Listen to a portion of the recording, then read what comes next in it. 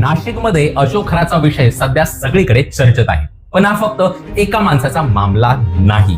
ही एक गोष्ट आहे जी आपल्यापैकी प्रत्येकाला समजून ही घ्यावीच लागेल. कारण असे प्रकार अचानक होता का? नाही, ते आपल्या भीतीमुळे, आपल्या अंधविश्वासामुळे तयार होतात.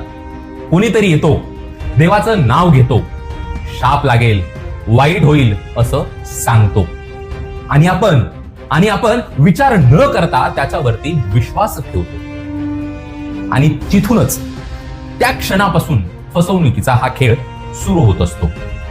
म्हणून एक गोष्ट कायम लक्षात ठेवा, देव आणि तुमच्यामध्ये कोणत्याही ब्रोकरला येऊ देऊ नका.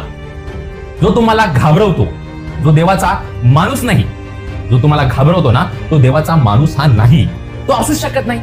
तो तुमचा फायदा घेत असतो. विश्वास ठेवा, पण डोळे हे उघडे ठेवून प्रश्न विचारा, कारण प्रश्न सत्य हे समोर आणतात.